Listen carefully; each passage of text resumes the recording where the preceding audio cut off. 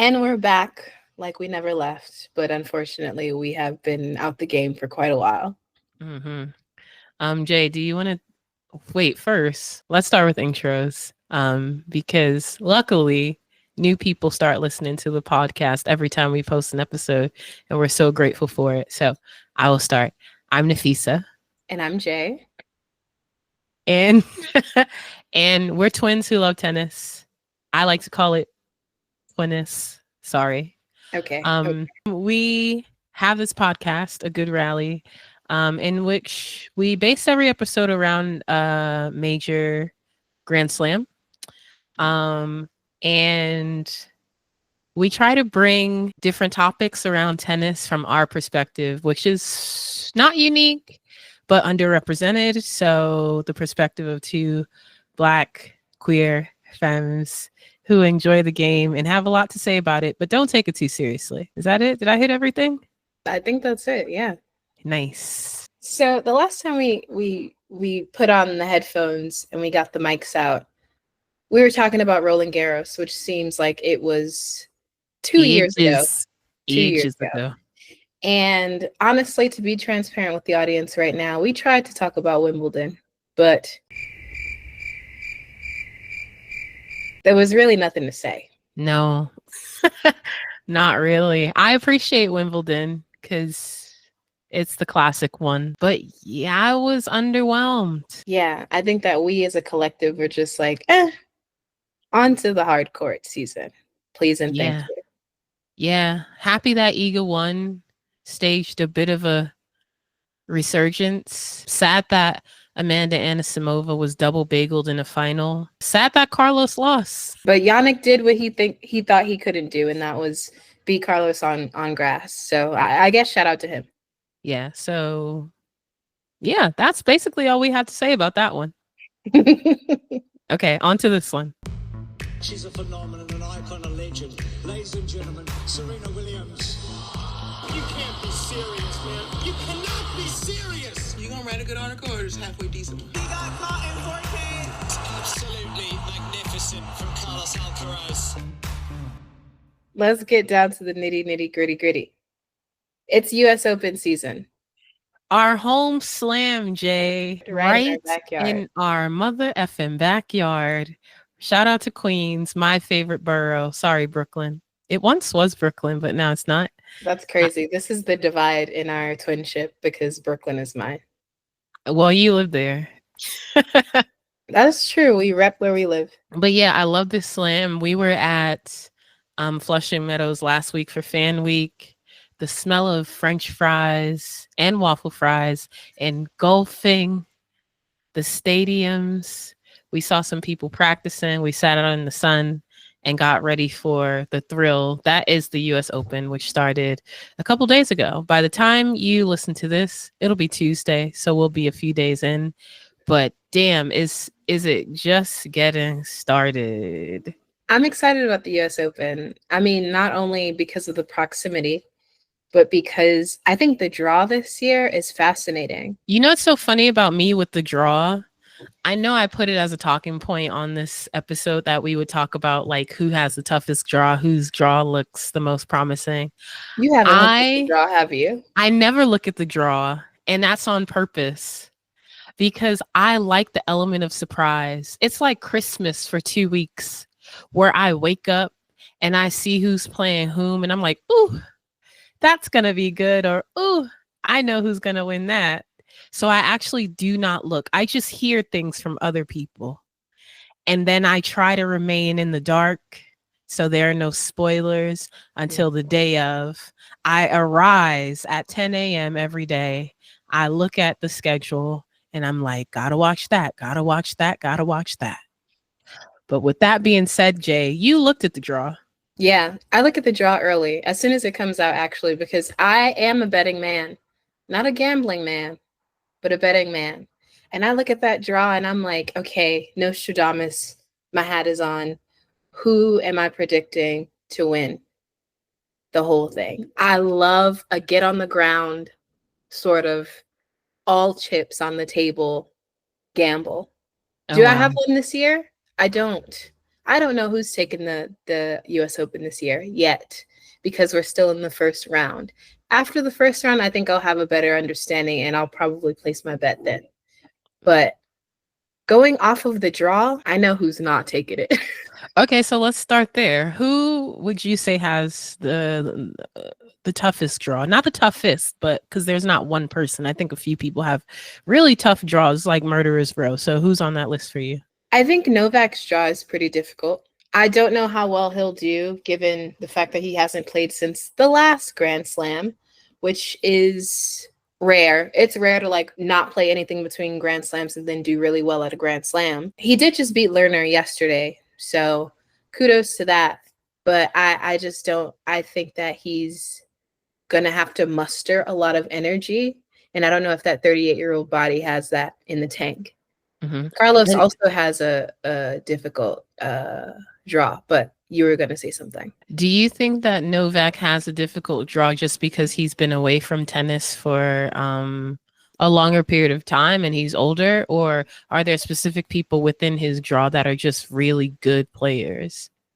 I think he just has really good players on his side of the bracket. If all goes well, he'll meet Fritz in the quarterfinals. This is my hot take. I actually do think that Taylor Fritz right now currently has what it takes to beat Novak. I think that might be a hot take for other people, but I completely agree because Fritz has lost to Novak enough times that it's like a waking nightmare for him. And for it to happen again, and he's played him at the quarters of the US Open before recently, very recently, and lost. So I think he's going to like come with some kind of energy that he's never had before because he just can't lose to him again. Yeah, and I think sometimes luck and preparation collide in a way that produces once in a lifetime opportunities. And I think that Fritz is prepared to take on a rusty Novak. And so I'm looking forward to it. I think they'll both make the quarterfinals. I think that Novak's US Open run ends this year at the quarterfinals, actually. That is my hot take. That is the gamble the bet that I am placing this year. I actually think it's gonna I think it's gonna end at the semis. Ooh. But only if Carlos Alcaraz makes it to the semis. Speaking of Carlos, I don't know about him this year. Mm-hmm. I don't know about Carlos on a hard court, period. But this year in the first round, he has Riley Opelka. And by the time this episode comes out, they will have gone against each other. I think Riley Opelka is a disruptor professionally. Personally, I can't stand the man. But professionally, he has a great serve. He's capable of doing things that can get into Carlos's head. And we all know that once you're in Carlos's head, it's really hard for you to leave his head. So I'm interested in that match. I think if Carlos comfortably gets past Opelka, then the rest of the slam up until the semis is like smooth sailing for him, I think. Okay. I mean, Riley Opelka is a big server, but besides that, I think that's all he has. No tea, no shade, but he is also a really disrespectful player, so I don't feel bad about being shady toward him. If you take away the serve bot capabilities, he's just like a 6'8" underwhelming player. So I think that, and I also think that Carlos has more recently been able to regroup in ways that he historically hasn't, maybe when he was like a year or two younger, and he relies less on his coach, Juan Carlos Ferrero. So I think that Carlos maturing at his ripe young age of 22 might be able to lock in or regroup in ways that we haven't seen as much as just like the discombobulation that he exhibits when he just feels lost. So I think Riley will be a challenge because his serve is so good and he is tall. But at the end of the day, tallness with a good serve will only take you so far. Ask Ben Shelton. That's why he's tried to become a more diverse player, because the serve ain't everything. That's true. And I'm not saying that if Riley Opelka were to ever get a W off of Carlos, it would be on Opelka's racket. It would not be. But it really does depend on what mental state Carlos is in on that day. And I think that there's there's a lot of evidence that points towards that. If Carlos ever loses, it's always on his racket, even if it's going against Sinner. Interesting. So at Wimbledon, it was on his racket. That's why he lost. I think so. Because I think that the thing that threw Carlos off was that Sinner was pushing him back towards the baseline on grass. And I don't think that Carlos was prepared for that. And he even said it, like, there's a video clip of him talking to Juan Carlos in the crowd, and he's like, he's pushing me back. And once he realized that, he sort of just like freaked out, and the rest of his game was up in shambles. And that was the difference between Wimbledon and Roland Garros. At Roland Garros, you could see that no matter what Sinner threw at Carlos, he was fine with it. He just like nodded his head. There was more acceptance of Sinner's game. But at Wimbledon, and I'm not, all credit to Sinner too, right? Like switching up your game and your tactics and trying to beat someone that just beat you at a Grand Slam, that's commendable. But I'm saying that Carlos was just like freaked out by it. And because he couldn't get over that freak out, he ultimately did lose in 4 sets at Wimbledon. By the time this episode comes out, the match will have already been played. So this is sort of like, anyone who's listening to this is sort of like, That's So Raven. In that they already know the answer to this question. So how cool is that? Thanks, listener, for being just like in the future. And we'll probably like react to what actually happens online somewhere. But yeah, I don't think Riley's winning. It's just about how many sets is it going to take for Carlos to get there. Yeah. To wrap this up, my take, Novak's section of the draw is hard. He has Lerner, who he has taken out, but he also has Alex Mickelson. He has Francis Tiafoe. He has Holger Rune. And then he has Taylor Fritz. And they're all top players. But Novak's the GOAT for a reason. But that, on paper, that's a tough draw. Yeah, I think on paper it's a tough draw for anyone who isn't Novak. But yeah, we'll see. Is there anyone on the women's side who has a tough draw or whose draw looks more promising? Barbora Krejcikova versus Victoria Mboko in the first round. That's a difficult match. But that's one match, you know? I will say it did end, and it didn't seem difficult for Krejcikova. And that was surprising to me. I thought it would be a lot worse there. Yeah, I also think it has, but I could be wrong. I'm not a physio, but I think it could have something to do with Mboko's wrist and her still working on recovering her wrist after injuring it in the Toronto Open. That she won, though. Shout out to her for that. But yeah, I thought it'd be closer at least, but it wasn't, and that's okay. I'm sad that Victoria Mboko is gone already. I miss her already, and this ended like 30 minutes ago. Yeah, the final score for those who haven't watched it, 6-3, 6-2. Yeah, so no tie breaks, straight sets, victory. Congratulations to Barbora, though. She's coming back from a lot of injury, so it's nice to see her playing well. I will say that, but she wasn't the person that I was rooting for, in all honesty. For a second in the second set, it was 1-5, and I was like, could this be another Alex Ayala moment like yesterday? On Sunday, when Alex Ayala was 1-5 in the third set, she was playing Clara Towson, and I legitimately like looked away from the TV and I was like, oh man, this might be over. But then in the way back of my mind, I'm like, remember, this is tennis.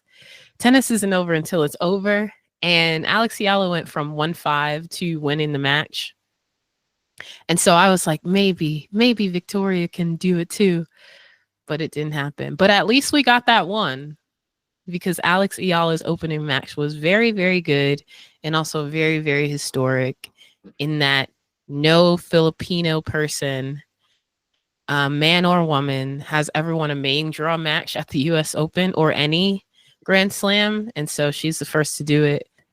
I always think about how her just winning and existing and progressing is history.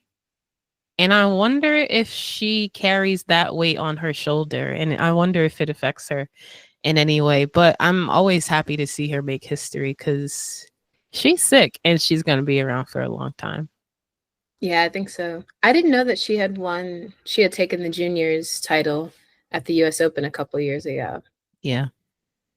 So it's not like when she had that really fantastic run in Miami, they kind of made it seem like she had come out of nowhere, but she hadn't. Like, she has titles. That's true, but also juniors are very different from the pro level. Like, there have been juniors who've done well as juniors and then they get to the pro level and it just doesn't compute in the same way. But when it does, that's always a great feeling. Like, there have been other players who are really good juniors and are really good pros. So I'm glad to see that she is mirroring that journey and being consistent now that she is a pro. Should we rewind it to last week and talk about the mixed doubles tournament? Yes. Now, why was that also very fun? And now that the Open has started, I legitimately forgot about it. I think structurally it makes sense that you forgot about it because I too have forgotten about it because it feels like it happened a month ago and not just last week. For those who missed out on the mixed doubles tournament at this year's US Open, the format was completely different. It lasted over 2 days. Round 1 and round 2 took place, or I guess the round of 16 and then the quarterfinals took place one day. And then the semifinals and then the final took place the next day. And it was mostly singles players. Now, granted, a lot of those singles players who were in the draw, they also play doubles. Jess Pegula, Mira Andreeva. Who's a man that plays doubles? That was in the mixed doubles tournament. Not a lot of those, actually. just the double specialists. Yes. So there's Chris Harrison. Vavasori. Yeah, Vavasori. I think they were the only two. It was cute. It was great, right? Like, you had players like Naomi Osaka teaming up with Gail Monfils, which is something that I never thought I would see in my lifetime. And it was beautiful to see. And then you had everyone's favorite couple, non-couple, I guess, Emma Raducanu teaming up with Carlos Alcaraz. And how did they do? Not great, but I'm sure the crowd loved seeing them together. Wait, can we pause? I don't know the lore, and I don't get the lore because I saw them play their match, and I didn't feel any sort of chemistry. I'm just really confused about the whole Raducanu situation, how it came to be, and who is encouraging this. I thought you were going to say Rada Carlos. Oh, that was a better one. Let's go with that one. Okay, tell me more. So I don't know I think the lore originated online on social media. And it developed through some interactions that Emma had with some tweets or something of Carlos's. I don't really know, but I know that it started online, and I guess people were shipping them a little bit, especially in the tennis subreddit. And then from there, rumor had it that when the mixed doubles tournament was announced, Carlos asked Emma if she would like to partner with him, and she said yes. And I think in press they had been asked, or one or both of them had been asked, if they were like just friends or what the deal was with them. I don't know. Honestly, that coupling is beyond me. I have no interest in the romantification of Emma and Carlos, but I was interested in how they would play doubles together. Now, my hottest take about Carlos, he's an average doubles player. 100%. And so I was like, okay, how is this going to work? I do think there are moments in their doubles playing together where it worked, right? Emma was really good at the net. She was really good at crossing from left to right on the court. And that is something that Carlos struggles with, I think. But ultimately, they were done after one match. Thank heavens for it. Who beat them again? Can you remind me? I think Pagula and Draper may have clipped their wings. Ah, the billionaire baby and the model. You said the model. He is, right? I don't know. For Burberry. Oh, he is? That's I funny. think so. And they were a good pair. I actually liked watching them play together. Pagula and Draper? Yeah. I agree. I was very surprised at how good Draper was at doubles. Yeah, because all the smoke that some people, Riley Opelka, have for doubles, I will say that in a sport that's as selfish, and I don't mean selfish in a derogatory way, but it's a fact, as selfish as singles tennis is, doubles requires you to think about somebody other than yourself and learn how to move on a court with someone else in mind. And honestly, I didn't take Jack Draper for the kind of person who would be incredibly aware of his partner.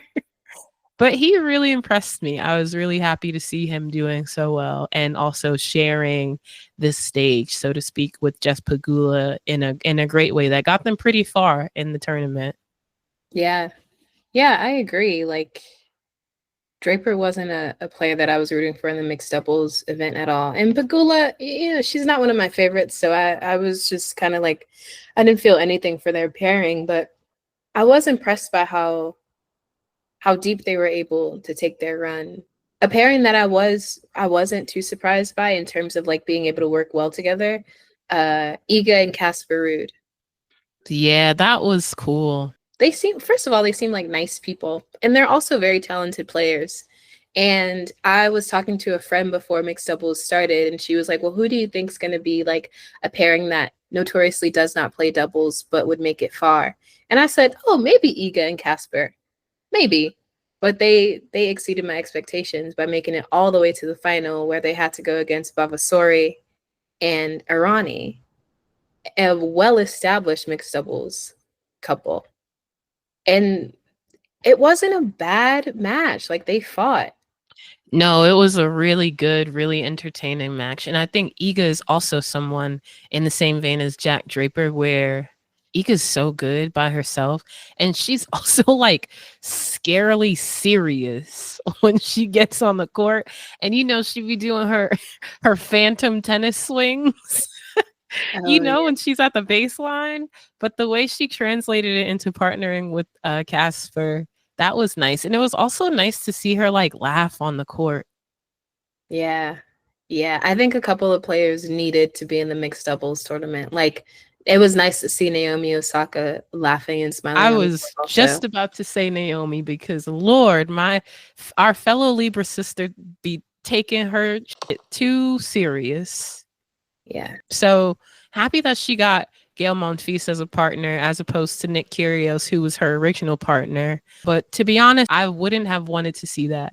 So really glad that her and Gail partnered up, even though they lost to Musetti and Katie McNally. But still good to see two Black players playing together. Speaking of which, let's talk about the other all Black teams who graced us during the mixed doubles tournament. We had Frances Tiafoe partnering with Madison Keys. That was fun. Funny. Both. Funny. Look. And we had the legendary Black duo, Taylor Townsend and Ben Shelton, which was great. I'm sad they didn't make the finals. Me too, but it was nice to see them win more than one match. Yes, because I was like, yay, at least we get to see them go again. Yeah. Because everyone else lost their first match out. Everyone else did. And I was like Maddie Keys and Frances, Gail and Naomi, I was like, oh, okay, yeah, y'all are singles players for real. Frances Tiafoe might be the most, he just gives singles energy. Like, even on the doubles court, even during the mixed doubles tournament, I was like, that man, he plays singles. Yeah. And then we have to talk about who actually won. So the finals were, like you said, Iga Swiatek and Casper Ruud versus Sarah Rani and Andrea Vavasori. Sorry. I always have to pause before I say his last name because a 4-syllable last name will take me there and I need a second. But we were talking about this over text. Sarah Rani and Vavasori won the old format mixed doubles last year at the US Open. And so rightfully they got to compete in this remix version of it. And I said to you that it makes sense, one, that they got to compete. I was very happy that they made it to the finals and very happy that they won. Because I think singles players should be allowed to play in doubles, but there is some legitimacy. There's a lot of legitimacy, and there has to be some credit and respect given to double specialists. And I know some people are on the fence, especially in the tennis subreddit, about doubles, quote unquote, specialists not existing, but I say that they definitely exist. It's a different frame of mind and a different skill set. And I was really, really happy that 2 doubles players took it when all of these top singles players entered that draw and didn't stand a chance. Yeah, I agree. I think if you ask any legitimate singles player if there's legitimacy in doubles, they would say absolutely. There are so many skills that doubles players have that singles players do not have. And I think that was really evident in the mixed doubles final, where Vavasori was just so good at the net. Incredibly fast reflexes, good instincts. He made up for all of Sarah Arani's shortcomings. No pun intended. There weren't that many. Her height did become a challenge in that final because once Iga and Casper figured out that they could just lob the ball over her. Oh yeah. Yeah.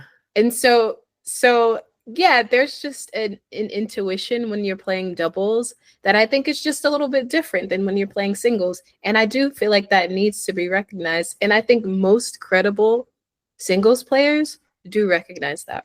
This is true. I think I'm just stuck on Riley Opelka's comments and refuse to let him off the hook for it. And then the audacity to make such disparaging comments about doubles and then go on to play doubles. The irony. It's insane to me. So let's get into it. Riley Opelka partnered up with the legend, Venus Williams. And they were out first round. I don't know how they're friends. I've been trying to crack the code on it. I've had my detective cap on. I can't figure it out, but they are friends. That's why Venus chose him. And they were okay. They were okay. Yeah, that's what I would say too. They were okay. They lost in their first round match. Yeah. And them being okay has everything to do with Venus Williams, nothing to do with Riley Opelka. It was great to see a packed out stadium for that match. Yeah. Everyone came to see Venus, as they should. You know, Venus Williams is 45 years old, but her movement, especially with that serve, every time I see it, it like calls me back to like 20 years ago, watching her as a kid. Like the serve is the exact same and it's still very powerful. I just liked watching her serve. But yeah, Riley Opelka. We'll leave it at that. Yeah, we'll leave it at that. But we will stay on Venus because we didn't get to talk about this since we didn't do Wimbledon and we haven't done an episode since the French Open. But let's talk about Venus, her continuing to play, and it partially being because of health insurance. I mean, what can you say? Like, that's the realest shit ever wrote. Yeah. You know, I will also say no Canadian would ever have to say that. That they're still playing tennis because they have Cobra and they need to keep the benefits. That is a distinctly American ass sentence, for better and for worse. And someone like Venus Williams, I hope the percentage at which she's still playing because of health insurance is like 5% max, and that the other 95% is the love of the game. Because boy, would it be tragic if someone of her status who's done so much for the game and has an undeniable impact and legacy would be on the court so that she can go to the doctor in peace. I think a lot of people were the reality check of her saying that when she was in DC at the DC Open. I think a lot of people hadn't considered it because there were rumors that she would be back. And when she came back, everybody was like, oh, wow, like Venus, her love for the game is like still in her. Like she's here because she wants to, she can never walk away from the game.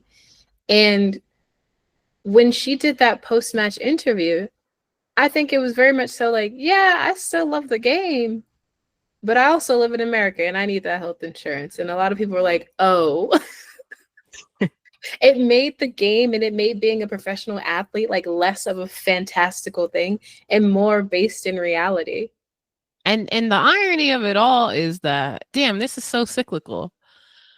She's back on the court because she wants to keep her health insurance, but being on the court can result in injury, fatigue, aches, pains. Then you're back in the doctor's office because you've been on a tennis court playing professionally, but you're using the health insurance that that the USTA or whichever of the tennis orgs provides for you. And then you're still playing and your body, it's just cyclical. When can Venus Williams get off this ride? And it just goes to show you that, like, if you have any sort of like disability, whether that be a visible one or an invisible one, like Venus does, like Venus has uterine fibroids, which she's dealt with for some years now. Your reliance on healthcare in this country, it's great, right? Because if you don't have it, then you are just in pain in pain constantly. And I think there's just like a bigger conversation that's happening here. And when she said it, it was sort of like the interviewer sort of like took the moment to just be like, okay, let's sit in this for a second. But then they moved on to something else entirely different. And I was like, wait a minute, this is real. Because if Venus can't afford to deal with her uterine fibroids without the USTA's insurance, then like imagine what a normal person in America is like dealing with. Yeah, all that to say, we need universal health care. It's a need, not a want. It's a need. Now, if Venus, some health insurance company has the opportunity to do the funniest thing ever. Who's stepping up to the plate? Who will it be? The mic is on. To be continued. Okay. Now, we've talked about Venus. Let's briefly and quickly move over to her sister, Serena. I can't remember her middle name. Williams. Serena recently announced a partnership with a GLP-1 drug company called Ro to talk about how Ro has aided her in her recent weight loss journey. And the internet has mixed feelings about it. Mixed, I'd say. Yes. I would say so. Yeah. Now, my feelings are not mixed. Here's what I think about Serena's partnership.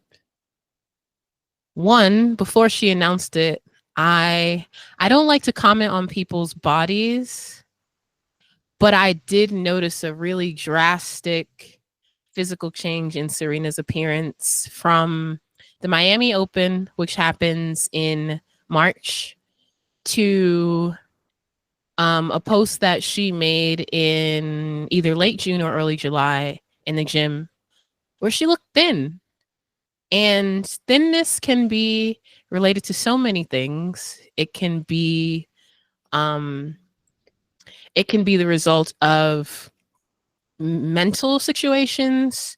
It can be the result of serious sicknesses, etc. So I don't like to comment on people's bodies because you never know what they're going through. But the way that she posted about being in the gym, I was like, okay, there's pride in this post. So maybe it's not related to any sort of sickness or anything that can be detrimental. So I was like, what if she's on a GLP-1? And then fast forward, I think sometimes I am Negrodamus because fast forward to this month, she's debuting her partnership with Ro. I know that Serena has dealt with comments on her body her entire career. And a lot of people have genuinely called her fat. And to her, that is a derogatory term. And so, how do you deal with being basically the face of women's tennis as a Black woman who has faced scrutiny for your entire career? I'm just sad. I'm not disappointed because I understand where she's coming from, and people deal with situations in the way that they deal with them. But I was sad to see it. I honestly, I wasn't surprised. I think I was more confused than anything because it's one thing to take a GLP-1. It's another thing to develop a partnership with the GLP-1 brand and essentially become the face of a GLP-1. That's different. That is like they've given you a lump sum of money, and in return for that, you are promoting this product. I didn't see that coming. I didn't see that coming. Mm-hmm. Am I surprised that Serena is on a GLP-1? Not really. Not really, because if we think about Serena's history, this history of her like being in the public eye and being scrutinized by the public, I wouldn't necessarily say that she is, because the public has been so negative towards her in the past, she has done things to conform or try to fit inside of a box. For example, Serena, there now, I don't know if there's evidence to this, but if you look at photos, maybe that's all the evidence you need. The skin lightening allegations. I think that doesn't come out of nowhere. You know what I mean? Like I very much so think that people lighten their skin because of pressure from other people who hate dark skin. And I think that's one piece of it. And then her allegiance to blonde hair. It's an allegiance. It's not like in a Mary J. Blige sort of way. It gives the whole like vibe of it is like, I'm giving you wet wavy blonde down for another entirely different reason. And so all of that to say, I'm not surprised that Serena has resorted to changing her body by using a GLP-1. But I am confused about the actual like partnership and the whole announcement of it. Like, because there are so many celebrities who have used GLP-1s without doing the whole thing. Like they use it, they say it, and then that's it. Well, I mean, the partnership happened because her husband, Alexis Ohanian, is on the board of Ro. Yes, but I mean, in the way that Serena has pivoted toward being a venture capitalist, I think that this partnership in some ways has to do with that, about answering the question, how do we make more money? We get someone who is a sports legend to be the face of this company, of this brand that her husband is the head of the board for. For all the comments that we have and all the comments that are similar to ours that are on the internet, it will place attention, good or bad, on Ro. And so it'll make people pay attention to Ro in ways that they might not have if she was not the face of it. And so it's sleazy in that way.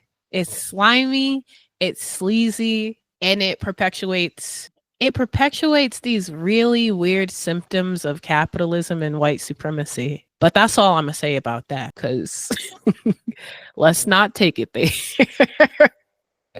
No, I think you're absolutely right, though. Like, I think that's, yeah, it's the saddest part of it. But again, I'm not surprised by it. I'm really not surprised by it. I think we just have to pour one out for the homie. Serena's tennis legacy will always be really impressive to me, but I'm gonna take a step back from her because she's not on the tennis court no more. She is a civilian. For now, Novak did challenge her to come back on tour next year. Do I think she's going to take him up on that challenge? No. But he did challenge her. All right, moving on from Serena, let's talk about the new Supreme, Coco Gauff. The only thing I have on our talking points list about Coco is a point of celebration, Jay. She has fired the Unabomber, her coach, Matt Daly. Yeah. Right before the US Open started. They always do that, right? They always do like a dramatic firing. Well, I would too if I had Coco Gauff's double fault numbers. Yeah. That was astonishing in Cincinnati. Cincinnati. She double faulted herself right out of that tournament. Yeah. Like, and that's not even an exaggeration. No, that is actually what happened. I am really happy to see that she also brought on, I'm sorry to this man, I cannot remember his name right now, but she brought on the coach who helped Arina Sabalenka get out of her serve yips. And I actually saw them practicing a couple days ago when we were there for Fan Week. Gavin McMillan. Yes, thank you. I was like, this is some white name. Sorry. But I'm hoping that their time together is enough time where there are differences in her serve and that she doesn't double fault as much in this competition. And her first round match is not, it's not nothing. She's going against Ayla Tomljanovic. I can't pronounce her last name. I'm so sorry, girl. But yeah, she's not a nobody. So we'll see what Coco's serve is looking like. That's true. But I do think Coco would only lose that match if she did it to herself. So maybe Gavin's come through.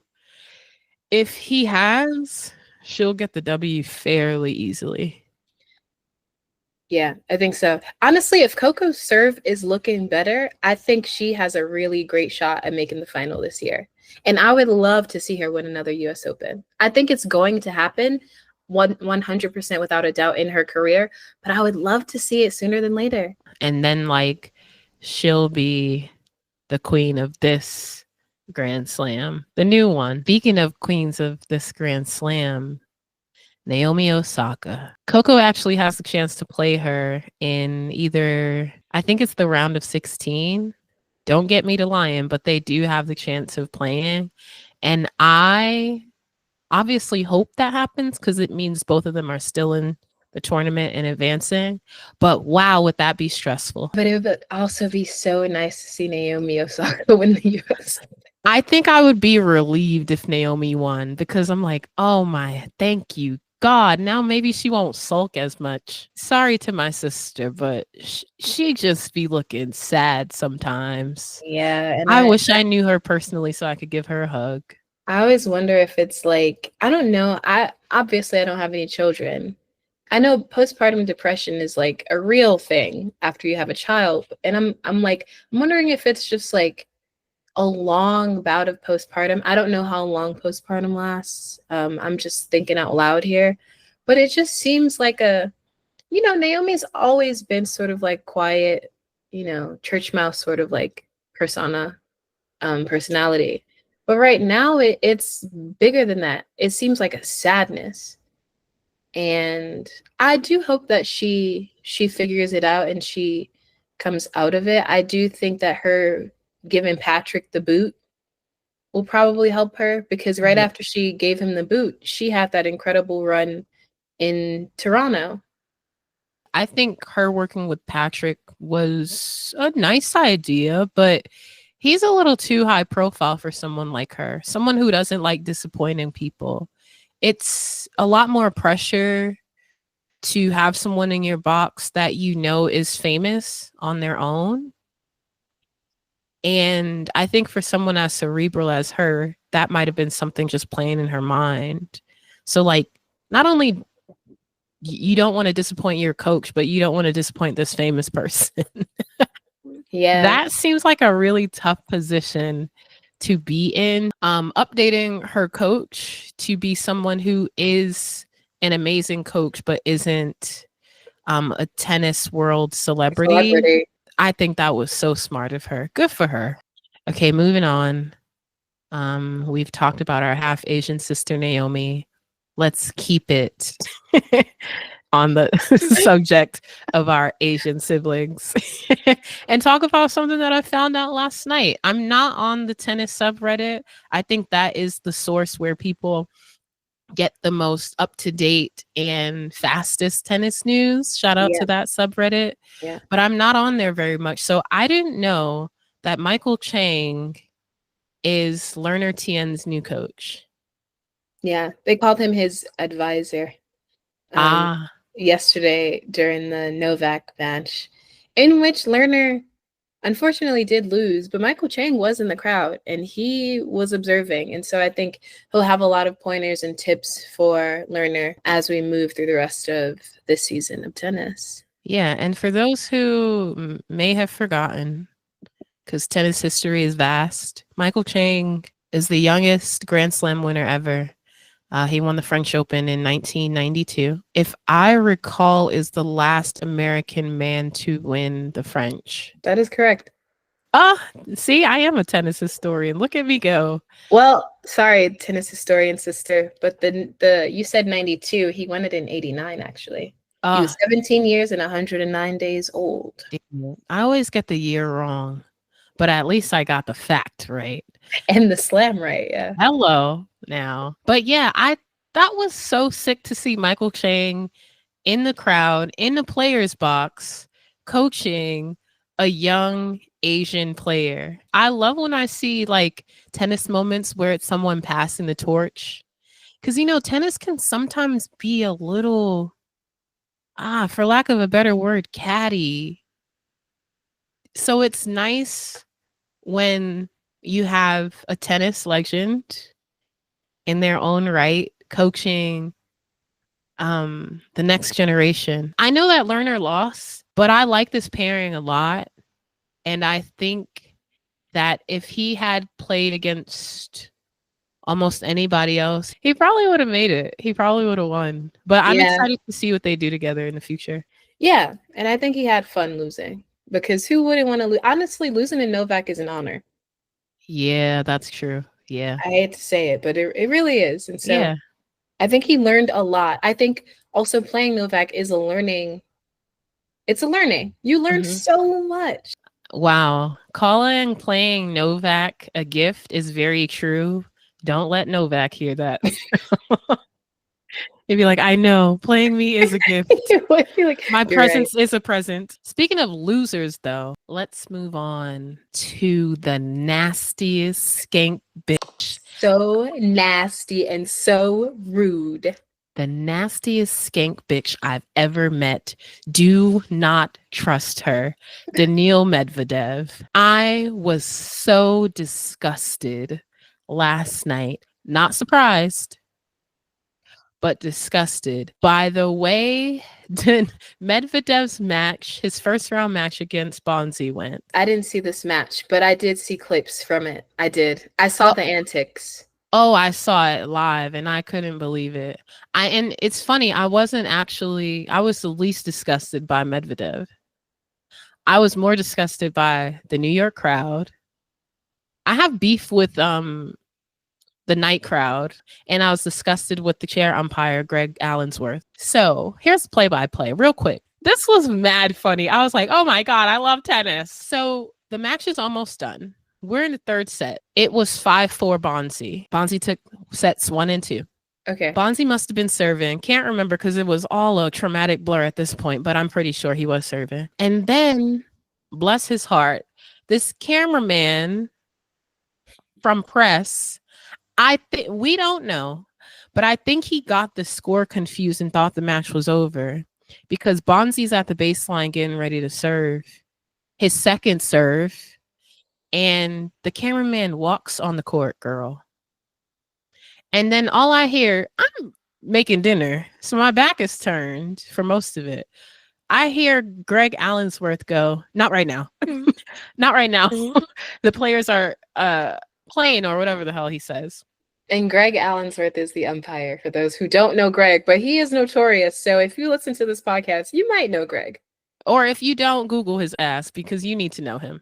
Why do I turn my back from my stove, look at the TV, and the cameraman is shuffling back to the press area with his little vest on and his Sony camera with the big ass lens.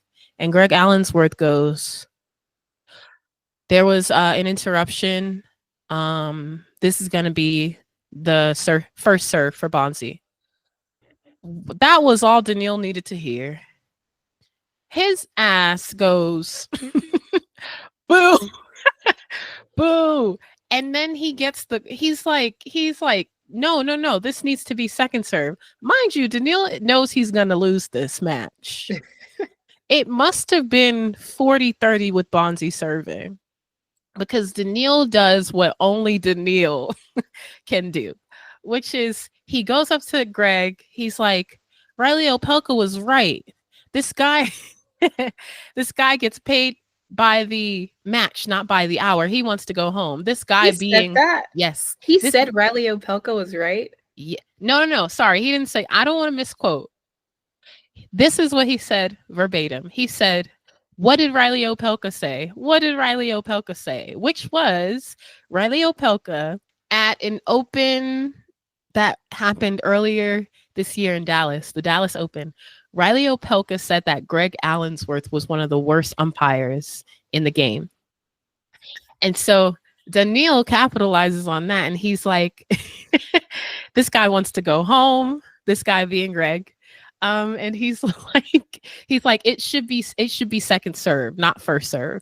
So then Daniil gets the crowd involved and he starts gesturing for the crowd to join him and saying second serve.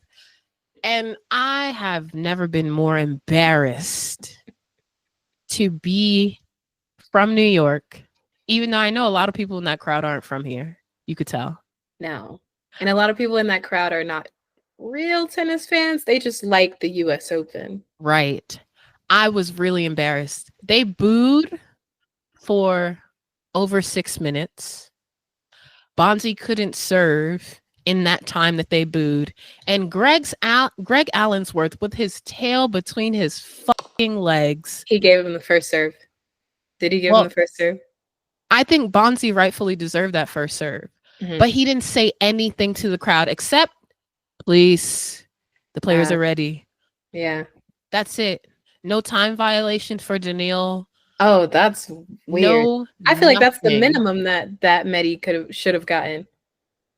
I was like, girl, wake up.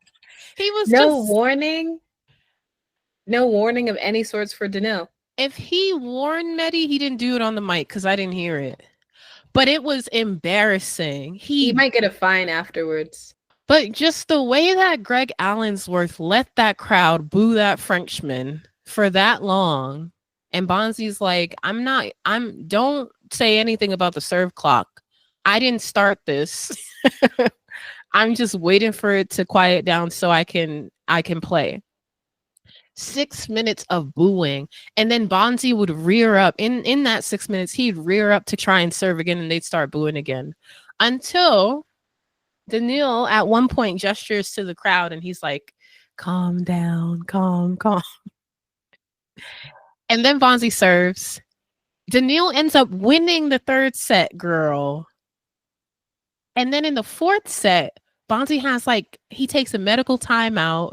He's dealing with body issues. Girl, I had to go to bed. I cut it off. I know that Bonzi did end up winning. The score is kind of crazy. The score for this fourth set, Daniil ends up, he comes back and bagels Bonzi. Bruh, can you believe?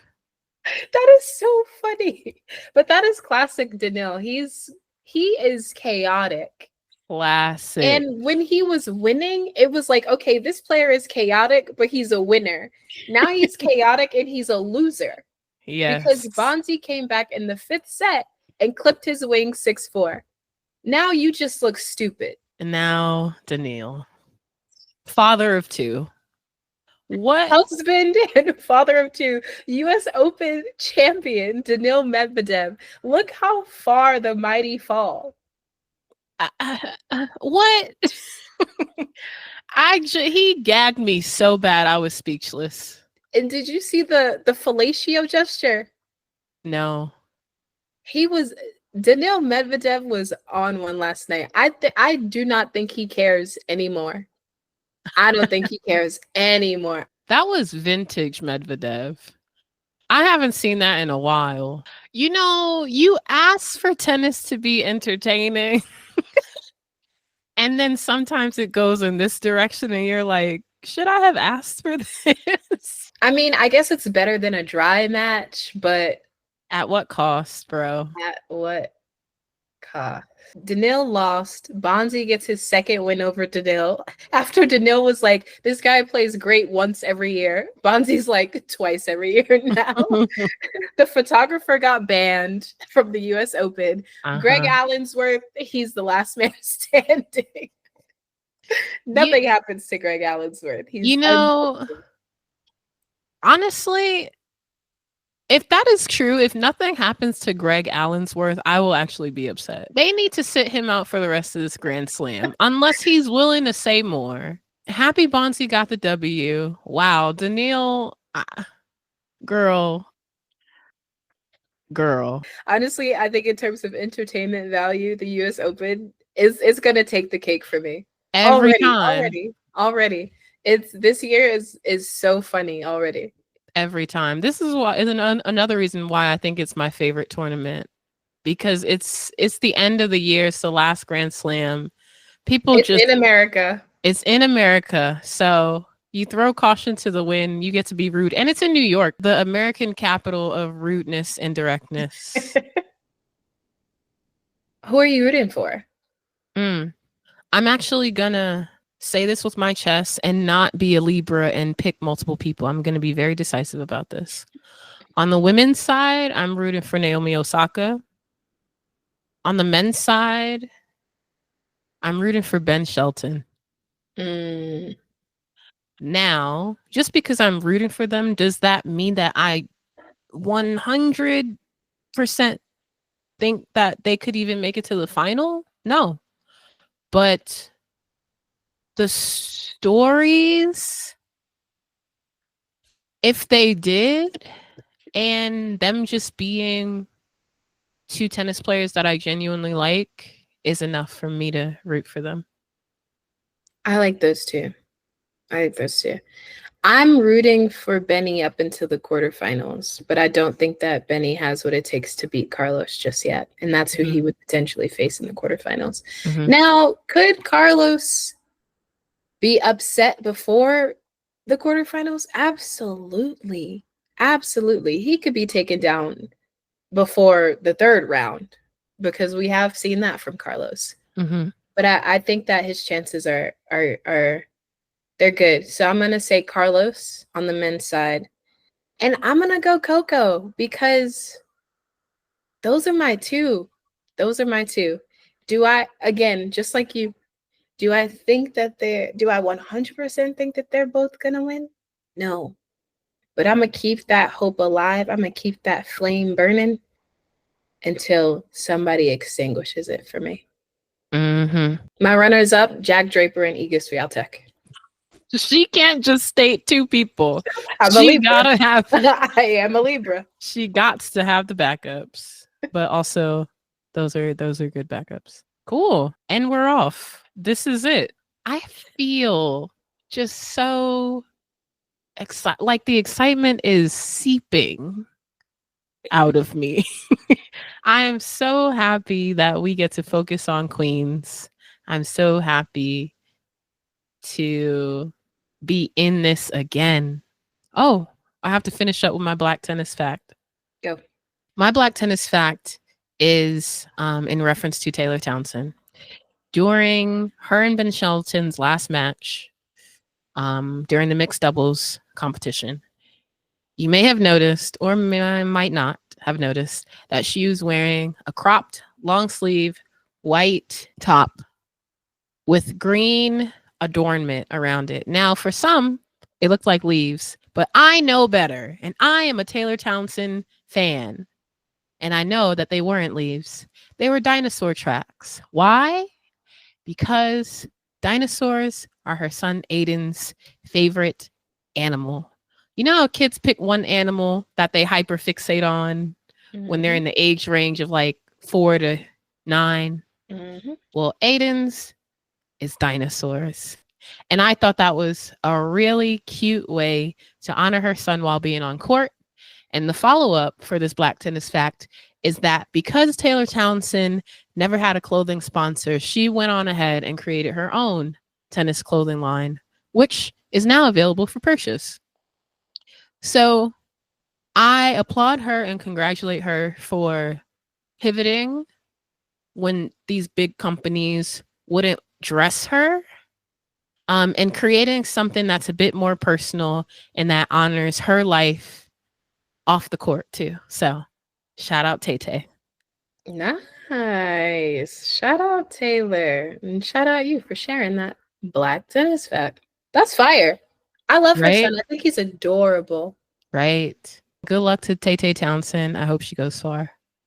I think she's taking it on the double side. Oh, nice. I like that prediction. That's all we got. Thank y'all so much for tapping back in despite our long hiatuses and being a part of the conversation. We appreciate you for listening. And for any new listeners, if this is your first episode, welcome, welcome, welcome. If you have access to a tennis court, we encourage you to get out, go play, be more than a listener, be a player, whether for pleasure or because you are just a very competitive person. So yeah, go out, go play, have fun, make tennis friends, and we'll see y'all in the next one, whenever that may be. But only time will tell. Okay, till then, bye. Bye.